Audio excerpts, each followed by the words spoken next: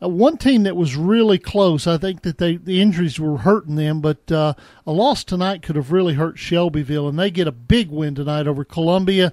Rusty Reed, the beautiful red-faced Rusty Reed of WLIJ Jacks Radio in Shelbyville, joins us on the Cook Neon Hotline.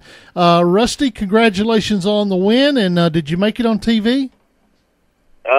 Probably. Well, I did make it on TV. As a matter of fact, from across the way, we actually set up on the far side over on the visitor side tonight to broadcast the game. So pretty cool setup we had outside in the elements tonight. So yeah, it was a good night though. Yeah, it really was a good night. We were able to watch a little bit of it on our monitor here in the studio, and I thought that there in the fourth quarter it looked like Columbia made a run, and Shelbyville stepped up and staunched it after a couple of Columbia touchdowns. Talk about how big that was.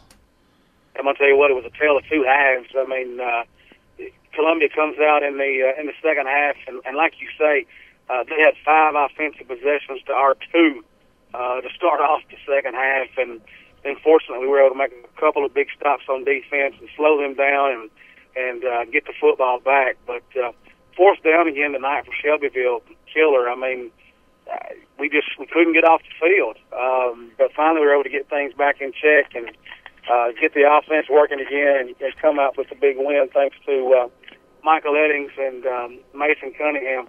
2 huge nights for those guys. Michael Eddings, I just want to mention it. Michael Eddings carries the ball 12 times for over 260 yards. Wow. Over 100 yards on the ground for Cunningham. Shelbyville tonight right at 400 yards rushing on the ground. And Pito is writing it down for the headline segment coming up in just a moment. Dennis Weaver, Josh Peterson talking to Rusty Reed on the Friday Night Thunder Scoreboard Show. Sounds like a video game. Yeah, no. I can't even do that on my video game. Franklin County next week, Rusty, that's a game that, Shelbyville's, for all purposes is probably better than Franklin County, but you got to go on the road, I think, to their place. I think in my mind, it's not only big for, obviously, Shelbyville needs to win that game, but I think Shelbyville needs to make, a statement in that game and win impressively moving into the playoffs to get some momentum back after that, 3-game losing streak. Yeah. Yeah, I totally agree. I mean, we talked about that tonight about, how the momentum could be built with a big win tonight. Of course, we almost lost that momentum. It wound up being a lot closer than really what we originally thought after we came out and we scored and played so well in the first half.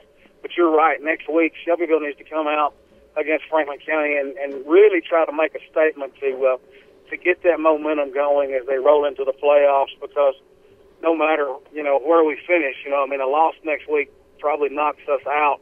A win, we could be anywhere from 3rd or 4th, depending on what happens across the region. And, you're going to have to play Hendersonville or Beach first game, whether you finish 3rd or 4th, the way it shapes up, the way things should play out. So a big win, a strong win for Shelbyville next week is very important. All right, Rusty, we appreciate it as always. Good luck in your preparations for that. We'll talk to you next week, okay? Sounds great. You guys have a great week. All righty, that is Rusty Reed of WLIJ Jacks Radio, one of the charter members of the Friday Night Thunder Scoreboard Show.